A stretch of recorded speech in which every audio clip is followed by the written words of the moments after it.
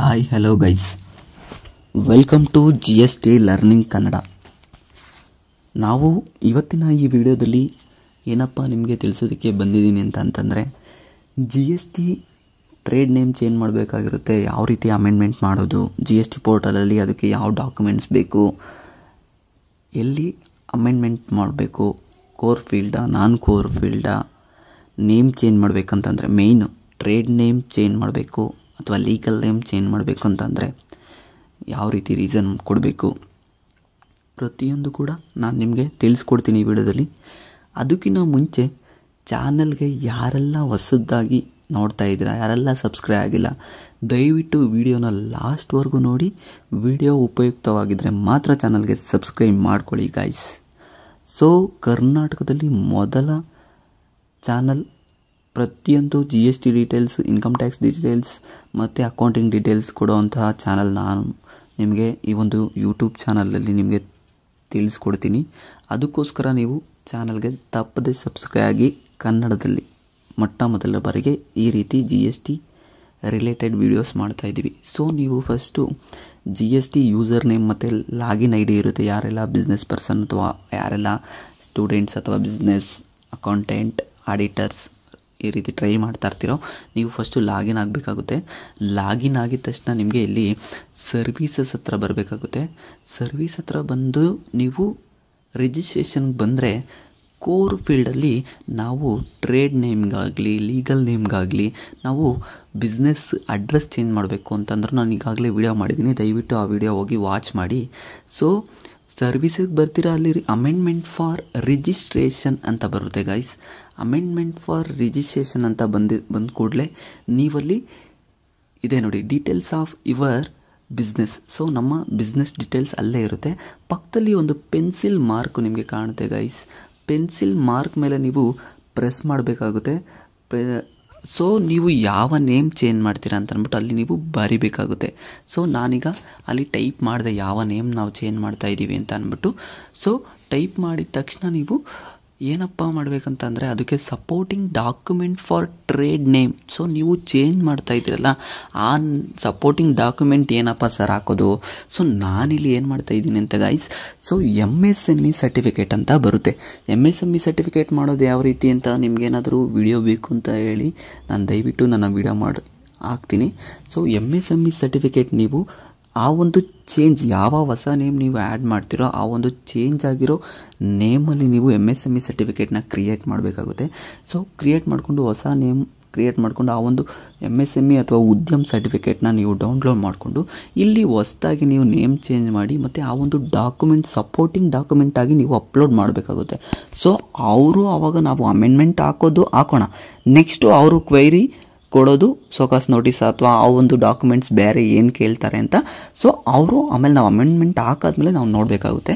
So ಈ ರೀತಿ ಈ ಒಂದು ಸಪೋರ್ಟಿಂಗ್ ಡಾಕ್ಯುಮೆಂಟ್ಸು ಇದು MSME ಸರ್ಟಿಫಿಕೇಟ್ ಆಗಿರುತ್ತೆ ಅಂತ ನಿಮಗೆ ತಿಳಿಸುತ್ತೆ. ಸೊ ನೆಕ್ಸ್ಟು ಇಲ್ಲಿ ಡೇಟ್ ಆಫ್ ಅಮೆಂಡ್ಮೆಂಟ್ ಅಂತ ಬರುತ್ತೆ. ಸೊ ಯಾವತ್ತಿನ ದಿನ ನೀವು ಡೇಟ್ ಅಮೆಂಡ್ಮೆಂಟ್ ಮಾಡ್ತಾ ಇದ್ದೀರೋ ಆ ಒಂದು ದಿನದ್ದು ಡೇಟ್ ಸೆಲೆಕ್ಟ್ ಮಾಡಿ. ಸೊ ನೆಕ್ಸ್ಟು ರೀಸನ್ಸ್ ಬರೀಬೇಕಾಗಿರುತ್ತೆ. ಇಲ್ಲಿ ರೀಸನ್ಸ್ ಕೆಲವೊಂದು ಸಲ ನೀವು ಒಂದೇ ಲೈನಲ್ಲಿ ಬರೋದಕ್ಕೆ ಆಗಲ್ಲ. ನಾನು ಇಲ್ಲಿ ಬರೆದಿದ್ದೀನಿ ನೋಡಿ, due to trade name issue. So ಈ ರೀತಿ due to trade name issue ಅಂತ ಅಂದ್ಬಿಟ್ಟು ಮೇಯ್ನ್ ನಾವು ಚೇಂಜ್ ಮಾಡ್ತಾ ಇರೋದೇ ಲೀಗಲ್ ನೇಮ್, ಕರೆಕ್ಟಾ? ಅಥವಾ ಟ್ರೇಡ್ ನೇಮೇ ನಾವು ಚೇಂಜ್ ಮಾಡ್ತಾ ಇದ್ದೀವಿ. ಜಸ್ಟ್ ಒಂದು ಲೈನಲ್ಲಿ ನಾವು ರೀಸನ್ ಏನಾದರೂ ಬರೆದ್ರೆ ಅವರು ಸೀರಿಯಸ್ಲಿ ರಿಜೆಕ್ಟ್ ಮಾಡೋ ಚಾನ್ಸಸ್ ತುಂಬಾ ಇರುತ್ತೆ. ಯಾಕೆ ಅಂದರೆ ಪ್ರಾಪರ್ ರೀಸನ್ ಕೊಟ್ಟಿಲ್ಲ ನೀವು ಅಂತ. ಸೊ ಅದಕ್ಕೋಸ್ಕರ ನೀವು ಒಂದೊಳ್ಳೆ ಪ್ರಾಪರ್ ರೀಸನ್, ನೀವು ಏನಕ್ಕೋಸ್ಕರ ಚೇಂಜ್ ಮಾಡ್ತಾ ಇದ್ದೀರಾ, ಸಪೋಸ್ ನಿಮಗೆ ಟ್ರೇಡ್ ನೇಮ್ ಆಗಿರ್ಬೋದು ಅಥವಾ ಬೇರೆ ನೇಮ್ ಚೇಂಜ್ ಮಾಡಬೇಕು ಅಂತ ಅಂದ್ಕೊಂಡಿದ್ದೀರಾ, ಅಥವಾ ಬಿಸ್ನೆಸ್ಸು ಈಗ ಅದೇ ಥರ ತುಂಬ ಜನ ಇಟ್ಕೊಂಡಿದ್ದಾರೆ, ನಾವು ಕೂಡ ಬೇರೆ ಬಿಸ್ನೆಸ್ ನೇಮ್ ಚೇಂಜ್ ಮಾಡಬೇಕು ಅಂತ ಪ್ರತಿಯೊಂದು ಏನು ರೀಸನ್ ಇರುತ್ತೋ ಅದನ್ನು ನೀವು ಒಂದು 3-4 ಲೈನಲ್ಲಿ ಬರೀಲೇಬೇಕಾಗುತ್ತೆ ಗೈಸ್. 3-4 ಲೈನಲ್ಲಿ ನೀವು ಬರೆದಾಗ ಮಾತ್ರ ನಿಮಗೆ ಅಪ್ರೂವಲ್ ಕೊಡೋ ಚಾನ್ಸಸ್ಸು ರೀಸನ್ ಪಾಯಿಂಟ್ ಔಟಿಂದ ಜಾಸ್ತಿ ಇರುತ್ತೆ. ಸೊ ಈಗ ನಾವೇನು ಮಾಡ್ದೆ, ಫಸ್ಟು ಸರ್ವಿಸಸ್ಗೆ ಬಂದು ಅಲ್ಲಿ registration for amendment core field ಹತ್ರ ಅಲ್ಲಿ ಬಂದುಬಿಟ್ಟು ಅಲ್ಲಿ ಟ್ರೇಡ್ ನೇಮ್ ಚೇಂಜ್ ಮಾಡಬೇಕಂದ್ರೆ ಟ್ರೇಡ್ ನೇಮಲ್ ಮೇಲೆ ಪೆನ್ಸಿಲ್ ಮಾರ್ಕ್ ಹೊಡಿತೀರಾ. ಅದ್ರ ಮೇಲೆ ಯಾವ ನೇಮ್ ಹೊಸ್ದಾಗಿ ನೀವು ಚೇಂಜ್ ಮಾಡ್ತೀರಾ ಅಂತ ಅಂದ್ಬಿಟ್ಟು ಅಲ್ಲಿ ಟೈಪ್ ಮಾಡ್ತೀರಾ. ಟೈಪ್ ಮಾಡಾದ್ಮೇಲೆ ಡಾಕ್ಯುಮೆಂಟ್ಸ್ನ ಸಪೋರ್ಟಿಂಗ್ ಡಾಕ್ಯುಮೆಂಟ್ಸ್ ಥರ MSME ಅಥವಾ ಉದ್ಯಮ್ ಸರ್ಟಿಫಿಕೇಟ್ನ ಅಪ್ಲೋಡ್ ಮಾಡ್ತೀರಾ. ಅಪ್ಲೋಡ್ ಮಾಡಾದ್ಮೇಲೆ ಡೇಟ್ ಆಫ್ ಅಮೆಂಡ್ಮೆಂಟ್ನ ನೀವು ಸೆಲೆಕ್ಟ್ ಮಾಡಿಕೊಂಡು ನೆಕ್ಸ್ಟು ಈಗ ರೀಸನ್ನ ಕರೆಕ್ಟಾಗಿ ಬರೀತೀರಾ. ನೋಡಿ ನಾನೀಗ ರೀಸನ್ನು ನೀವು ನಿಮ್ಗೆ ಇಲ್ಲಿ ಕಾಣ್ತಾ ಇರ್ಬೋದು, ರೀಸನ್ನ ನೋಡಿ 4ರಿಂದ 5 ಲೈನ್ ಬರ್ತಿದ್ದೀನಿ. ಸೊ ಆ ಒಂದು ರೀಸನ್ನು ಅಷ್ಟು 4ರಿಂದ 5 ಲೈನ್ ಬರೆದ್ಬಿಟ್ಟು ನೀವು ಸೇವ್ ಕೊಡಬೇಕಾಗುತ್ತೆ ಗೈಸ್. ಸೇವ್ ಕೊಟ್ಟಾದಮೇಲೆ ನಿಮಗೆ ನೆಕ್ಸ್ಟ್ ಅಂತ ಕೊಟ್ಕೊಂಡು ಇಲ್ಲಿ ಸೇಮ್ ಅಮೆಂಡ್ಮೆಂಟ್ ರಿಜಿಸ್ಟ್ರೇಷನ್ ಫಸ್ಟ್ ಯಾವ ರೀತಿ ತೊಗೊತಾ ಇದ್ದೀರೋ ಆ ರೀತಿ ರಿಜಿಸ್ಟ್ರೇಷನ್ ಕೊಡಬೇಕಾಗುತ್ತೆ. ಸೊ ನೆಕ್ಸ್ಟ್ ಅಂತ ಕೊಟ್ಕೊಳ್ತಾ ಹೋದರೆ ನೀವು ಕಂಟಿನ್ಯೂ ಕೊಟ್ಕೊಂಡು ಹೋಗಬೇಕು. ಕಂಟಿನ್ಯೂ ಕೊಟ್ಕೊಂಡು ಹೋಗು. ನೆಕ್ಸ್ಟ್ ಇಲ್ಲಿ ಅಡ್ರೆಸ್ ಹತ್ರನೂ ಕಂಟಿನ್ಯೂ ಕೊಟ್ಕೊಂಡು ಹೋಗಿ ಸೇವ್ ಆ್ಯಂಡ್ ಕಂಟಿನ್ಯೂ ಕೊಟ್ಟಾದಮೇಲೆ ನೀವು ಏನಪ್ಪ ಮಾಡಬೇಕಂತಂದರೆ ಸೊ ಇಲ್ಲಿ ನಿಮ್ಮ ನೇಮ್ ಸೆಲೆಕ್ಟ್ ಮಾಡಿಕೊಂಡು ಅವ್ರದ್ದು ಅಡ್ರೆಸ್ ಸೆಲೆಕ್ಟ್ ಮಾಡಿಕೊಂಡು OTP ಸೆಂಡ್ ಮಾಡಬೇಕು ಗೈಸ್. ಸೊ ಒಂದು OTP ಯಾರೋ ರಿಜಿಸ್ಟರ್ಡ್ ಪರ್ಸನ್ ಇರ್ತಾರೋ ಅವ್ರಿಗೆ OTP ಹೋಗುತ್ತೆ. ಸೊ OTP ಹೋಗಿದ ತಕ್ಷಣ ಈ OTP ಹಾಕಿದ ತಕ್ಷಣ ಸೊ OTP ಬಂದಿದೆ, OTP ಹಾಕ್ತೀನಿ. ಜಸ್ಟ್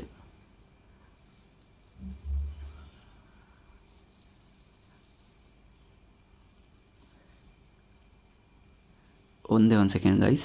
ಈ ರೀತಿ OTP ನೀವು ಹಾಕಿದ ತಕ್ಷಣ ಸಬ್ಮಿಟ್ ಆಗುತ್ತೆ. ಸಬ್ಮಿಟ್ ಆಗಿದ ತಕ್ಷಣ ಯಾರ್ದು ರಿಜಿಸ್ಟರ್ಡ್ ಮೊಬೈಲ್ ಮತ್ತು ಮೇಲ್ ID ಇರುತ್ತೋ ಅವ್ರಿಗೆ ARN ನಂಬರ್ ಅಂತ ಬಂದಿರುತ್ತೆ. ಸೊ ಆ ಒಂದು ARN ನಂಬರಿಂದ ನಾವು ಇದನ್ನು ಟ್ರ್ಯಾಕ್ ಮಾಡಬೇಕಾಗುತ್ತೆ ಗೈಸ್. 7 to 15 ಡೇಸ್ ಒಳಗಡೆ ಅವರು ಅಮೆಂಡ್ಮೆಂಟ್ನ ಏನಾಗುತ್ತೆ ಅದು ಕರೆಕ್ಟಾಗಿತ್ತು ಅಂದರೆ ಅಪ್ರೂವಲ್ ಮಾಡ್ತಾರೆ, ಇಲ್ಲ ಸೋಕಾಸ್ ನೋಟಿಸ್ ಅನ್ನೋದನ್ನ ನಮಗೆ ಇಲ್ಲಿ ಕೊಡ್ತಾರೆ ಗೈಸ್. ಸೊ ಆದ್ದರಿಂದ ನೀವು ಆ ಒಂದು ARN ನಂಬರ್ನ ಟ್ರ್ಯಾಕರ್ ಆಗಿ ಇಟ್ಕೊಂಡು ಡೈಲಿ ಬಂದು ಅಲ್ಲಿ ಸರ್ವಿಸಸ್ ಹತ್ರ ಬಂದರೆ ನೀವು ಅಲ್ಲೇ ರಿಜಿಸ್ಟ್ರೇಷನ್ ಹತ್ರ ಬರ್ಬೋದು, ಅಥವಾ ಸರ್ವಿಸಸ್ ಕೆಳಗಡೆ ಟ್ರ್ಯಾಕ್ ಯುವರ್ ಅಪ್ಲಿಕೇಶನ್ ಅಂತ ಬರುತ್ತೆ. ಅಲ್ಲಿ ಹೋಗಿ ಆ ಒಂದು ARN ನಂಬರ್ನ ನೀವು ಸಬ್ಮಿಟ್ ಮಾಡಿ ಪ್ರತಿದಿನ ನಿಮ್ಮ ಸ್ಟೇಟಸ್ ಏನಾಗಿದೆ ಅಂತ ಚೆಕ್ ಮಾಡ್ಕೋಬೋದು. ಅದರ್ವೈಸ್ ನೀವೆಲ್ಲಪ್ಪ ಚೆಕ್ ಮಾಡ್ಬೋದು ಅಂತ ಅಂದರೆ ಸರ್ವಿಸಸ್ ಬಂದ್ಬಿಟ್ಟು ಮೈ ಸರ್ವಿಸಸ್ ಅಂತ ಬರುತ್ತೆ. ಸೊ ಅಲ್ಲಿ ನೀವು ಬಂದ್ಬಿಟ್ಟು ಮೈ ಸೇವ್ಡ್ ಅಪ್ಲಿಕೇಶನ್ ಹತ್ರ ಬಂದರೆ ಸೇವ್ಡ್ ಅಪ್ಲಿಕೇಶನ್ ಹತ್ರ ಪಕ್ಕದಲ್ಲೇ ನಿಮ್ಗೆ ಅಲ್ಲಿ ತೋರಿಸ್ತಾ ಇರುತ್ತೆ ಪ್ರೊಸೆಸಿಂಗ್ ಆಗ್ತಾ ಇದೆಯಾ ಅಥವಾ ಏನಾಗ್ತಾ ಇದೆ ಅಂತ ಅಂದ್ಬಿಟ್ಟು ನಿಮ್ಗೆ ಅಲ್ಲೇ ಈ ಒಂದು ಅಮೆಂಡ್ಮೆಂಟ್ನ ಸ್ಟೇಟಸ್ ನಿಮಗೆ ತಿಳಿಯುತ್ತೆ ಗೈಸ್. ಸೊ ಇದಾಗಿತ್ತು ಇವತ್ತಿನ ನೇಮ್ ಚೇಂಜ್ ಮಾಡೋ ಅಂತಹ ಕೋರ್ ಫೀಲ್ಡ್ ಅಮೆಂಡ್ಮೆಂಟ್. GST ಪೋರ್ಟಲಲ್ಲಿ ಯಾವ ಅಮೆಂಡ್ಮೆಂಟ್ ಹಾಕಬೇಕು ನೇಮ್ ಚೇಂಜ್ಗೆ ಅಂತ.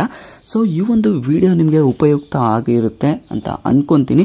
ಉಪಯುಕ್ತ ಆಗಿದರೆ ಚಾನಲ್ಗೆ ಇನ್ನು ಇಲ್ಲಿವರೆಗೂ ಯಾರೆಲ್ಲ ನೋಡ್ತಾ ಇದ್ದೀರಾ ದಯವಿಟ್ಟು ಚಾನಲ್ಗೆ ಸಬ್ಸ್ಕ್ರೈಬ್ ಮಾಡ್ಕೊಳ್ಳಿ, ಪಕ್ಕದಲ್ಲಿರೋ ಬೆಲ್ ಬಟನ್ನ ಆನ್ ಮಾಡ್ಕೊಳ್ಳಿ. ಸೊ ನಿಮಗೇನಾದರೂ business related, GST related, registration related, returns related ಏನಾದರೂ ಕ್ವಶನ್ಗಳು ಬಂತು ಅಂತಂದರೆ ಅಥವಾ ಹೆಲ್ಪ್ ಬೇಕು ಅಂತಂದರೆ ದಯವಿಟ್ಟು ಇನ್ಸ್ಟಾಗ್ರಾಮ್ ಲಿಂಕ್ನ ನಾನು ಡಿಸ್ಕ್ರಿಪ್ಷನ್ ಬಾಕ್ಸ್ನಲ್ಲಿ ಕೊಟ್ಟಿದ್ದೀನಿ. ದಯವಿಟ್ಟು